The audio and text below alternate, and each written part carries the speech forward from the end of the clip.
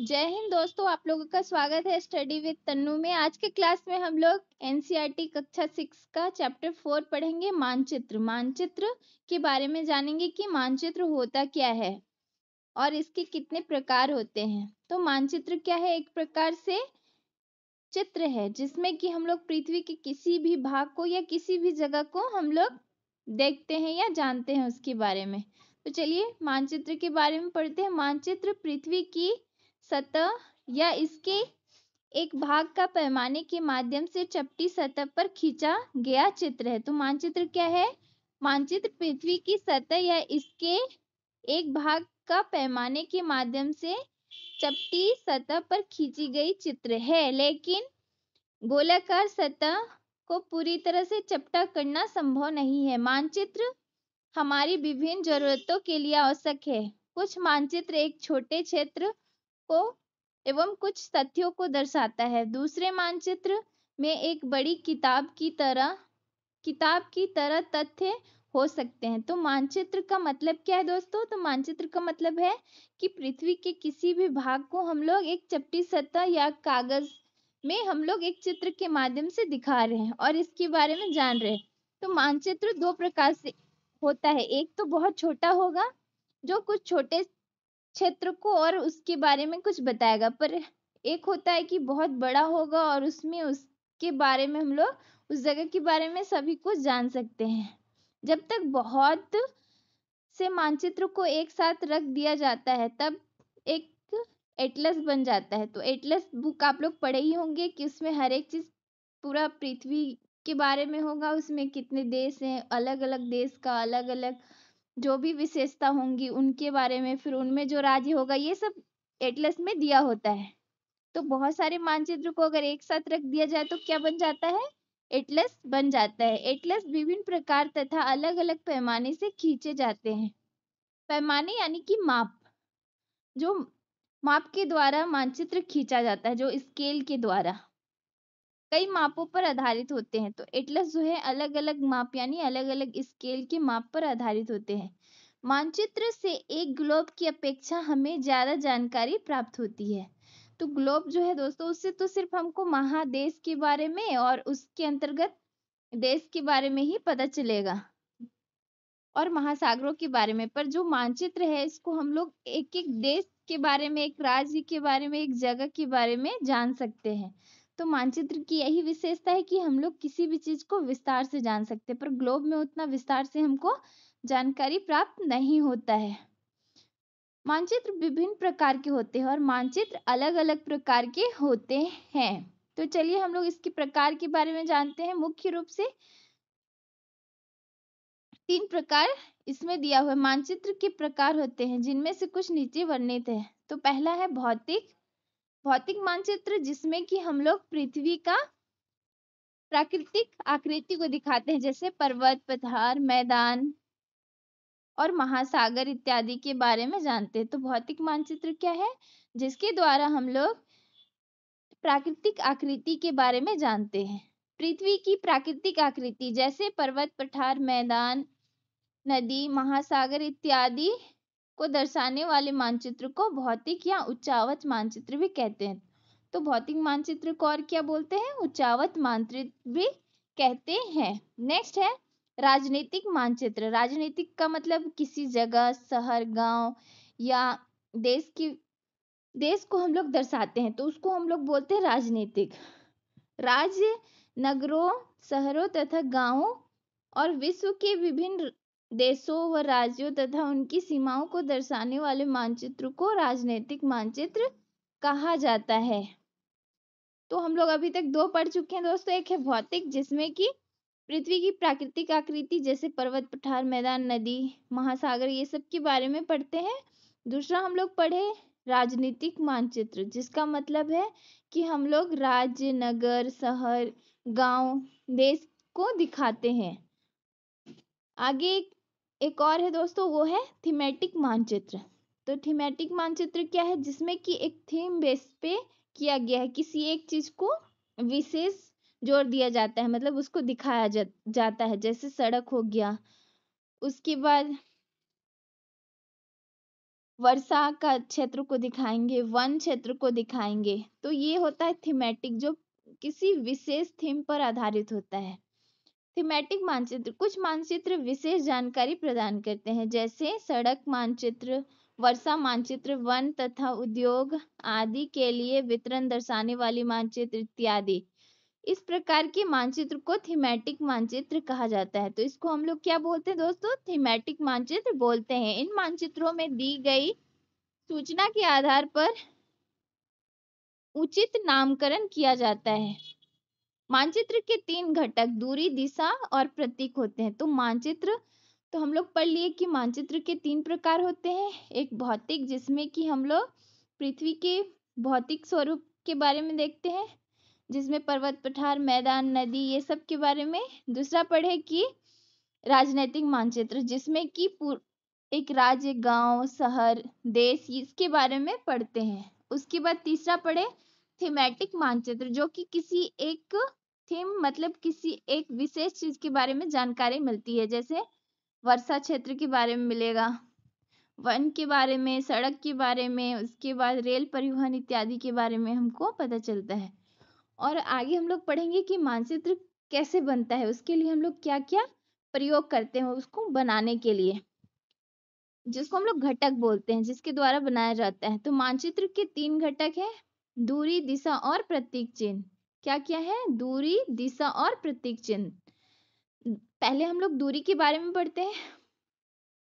मानचित्र एक आरेख होता है जो पूरे विश्व या उसके एक भाग को छोटा कागज के एक पन्ने पर दर्शाता है। यह कह सकते हैं कि मानचित्र छोटे पैमाने पर खींचे जाते हैं, लेकिन इसे इतनी सावधानी से छोटा किया जाता है ताकि स्थानों के बीच की दूरी वास्तविक रहे। तो हम लोग दूरी किसके आधार पर मानचित्र में बनाते हैं? स्केल, एक पैमाने के आधार पर स्केल में मापते हैं कि इतना किलोमीटर बराबर इतना इंच या सेंटीमीटर दिखाता है। जैसे हम लोग मान लेंगे कि 50 किलोमीटर, जो कि एक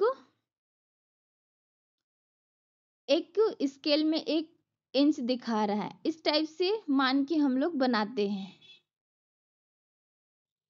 लेकिन इसे इतनी सावधानी से छोटा किया जाता है ताकि स्थानों के बीच की दूरी वास्तविक रहे। यह तभी संभव हो सकता है जब कागज पर एक छोटी दूरी स्थल की बड़ी दूरी से व्यक्त करती हो।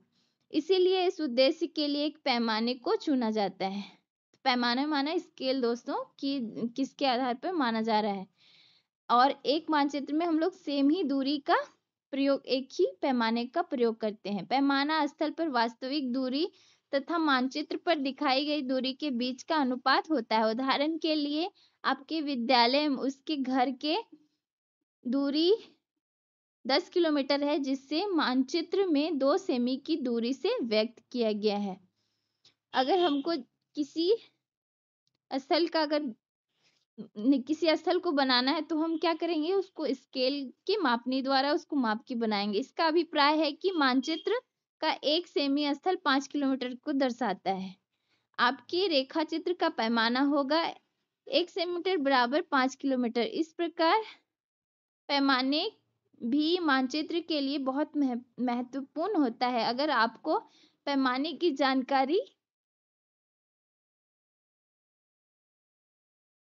जानकारी है तो आप मानचित्र पर दिए गए किसी भी 2 स्थानों के बीच की दूरी का पता लगा सकते हैं। अगर जैसे आप लोग मैप देखिएगा तो उसमें किनारे में एक स्केल बना होगा, उसमें दिया होगा इतना 1 सेंटीमीटर बराबर, या 1 सेंटीमीटर बराबर 10 किलोमीटर, 100 किलोमीटर या 1000 किलोमीटर को दर्शा रहा है, ऐसे दिया होता है। तो आप लोग उसको देख लीजिएगा मैप में, मानचित्र में अगर आप लोग के पास होगा तो उसमें देख लीजिएगा।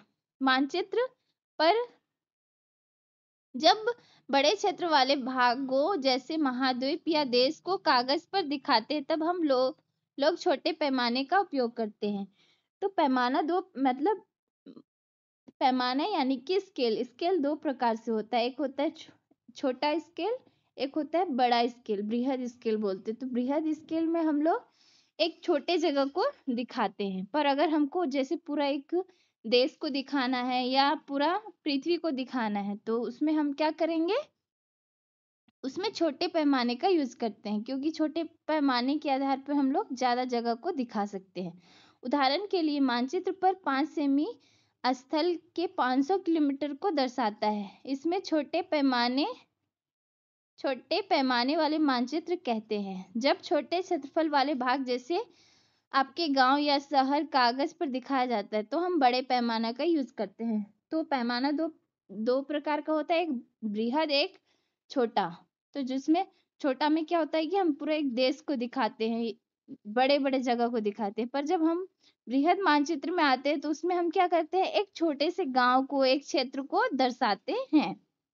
जैसे स्थल पर 500 मीटर की दूरी को मानचित्र पर 5 सेंटीमीटर से दर्शाया जाता है। इस प्रकार के मानचित्र को बड़े पैमाने या बृहद पैमाने वाले मानचित्र कहते हैं। बड़े पैमाने वाले मानचित्र छोटे पैमाने वाले मानचित्र की अपेक्षा अधिक जानकारी प्रदान करते हैं। तो मानचित्र जिसमें कि हम लोग देखें कि दो प्रकार होता है, तो जो छोटा पैमाने वाला उसमें हमको कम जानकारी मिलता है, वही हम लोग जो बड़ा पैमाने वाला होता है उसमें हमको अधिक से अधिक जानकारी उसके बारे में मिलता है, जिस जगह के बारे में अध्ययन करते हैं। आगे हम लोग पढ़ते हैं दिशा के बारे में। तो आप लोगों को पता है कि मुख्य रूप से 4 दिशाएं हैं, उसके अलावा भी और अन्य उसी को बांटा गया है, यानी कि टोटल 8 दिशा दिखाया जाता है। मुख्य दिशा क्या है? उत्तर, दक्षिण, पूरब, पश्चिम। इसके अलावा जब उत्तर और पूर्व को दिखाते हैं हम लोग तो उसको बोला जाता है उत्तर पूर्व। और उत्तर पश्चिम को जब उसके बीच वाला भाग को जो दिखाते हैं तो उसको हम क्या बोलते हैं? उत्तर पूर्व, उत्तर पश्चिम बोलते हैं। और जब दक्षिण पूर्व वाला भाग को दिखाना होता है, उसके बीच का भाग, तो उसको हम क्या बोलते हैं? दक्षिण पूर्व वाला भाग बोलते हैं। वहीं जब हमको दक्षिण पश्चिम वाला भाग को दिखाना होता है तो उसको क्या बोलते हैं? दक्षिण पश्चिम। तो मुख्य रूप से 4 दिशा है और उसके अन्य उसको और 4 भाग में बांटा गया है। तो टोटल 8 प्रकार से दिशा दिखाया जाता है। मानचित्र अधिकतम मानचित्र में ऊपर दाहिनी तरफ तीर का निशान बना होता है जो कि उत्तर दिशा को दिखलाता है, जिससे ऊपर अक्षर ऊ लिखा होता है। यह तीर का निशान उत्तर दिशा को दिखाया जाता है। तो मानचित्र में आप लोग देखिएगा कि एक तीर का निशान बनाया हुआ रहेगा और उसमें वो अक्षर लिखा रहता है, जिसका मतलब क्या होता है कि वो उत्तर दिशा को दिखा रहा है। इसे उत्तर रेखा कहा जाता है। जब आप उत्तर के बारे में जानते हैं तब आप पूरी दिशा जैसे पूर्व, पश्चिम तथा दक्षिण के बारे में पता लगा सकते हैं। चित्र 4.2, इसमें चित्र जो है ना, प्रधान दिग्बिंदु ये जो दिया हुआ है इसमें दिखाया गया है। 4 मुख्य दिशा उत्तर, दक्षिण, पूर्व, पश्चिम को दिखाया गया है। वे प्रधान दिग्बिंदु है। तो प्रधान दिग्बिंदु किसको बोला गया है? उत्तर, दक्षिण, पूर्व और पश्चिम दिशा को। बीच में 4 दिशाएं उत्तर पूर्व, दक्षिण पश्चिम और उत्तर पश्चिम है। इस बीच वाली दिशा की मदद से किसी स्थान की सही स्थिति के बारे में पता चल जाता है हमको। उत्तर दिशा, दक्षिण, पूर्व और पश्चिम 4 मुख्य दिशा। इसके अलावा भी और जो है उत्तर पूर्व, दक्षिण पश्चिम और उत्तर पश्चिम, जो कि हमको किसी भी जगह का सही जानकारी देता है।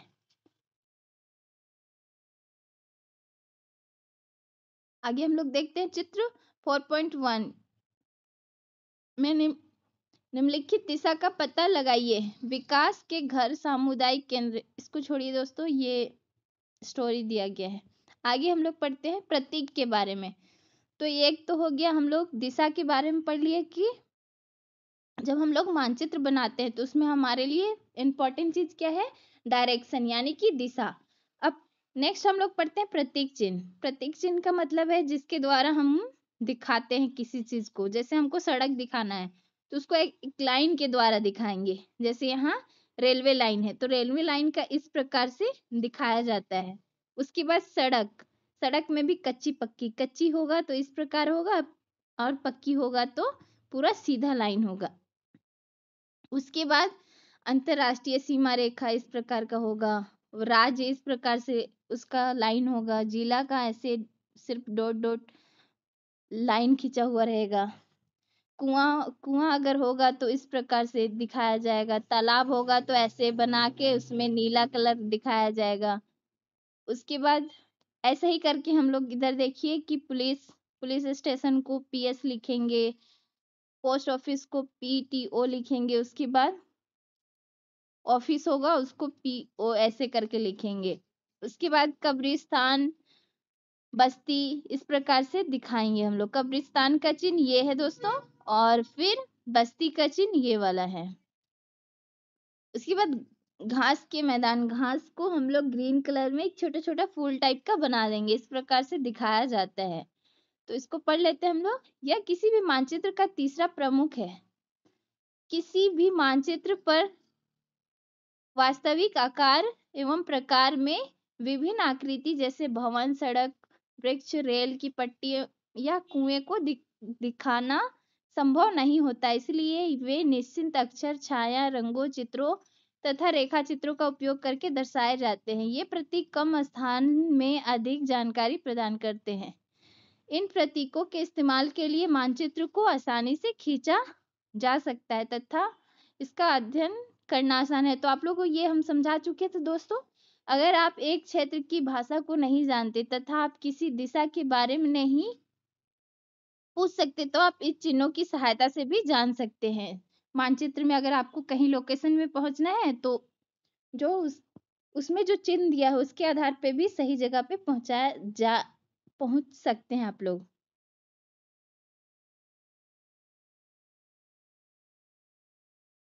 तो आप लोग को समझ में आ गया होगा कि मानचित्र का जो घटक यानी जिसके द्वारा हम लोग बनाते हैं तो वो क्या क्या होगा, दिशा, दूरी और उसका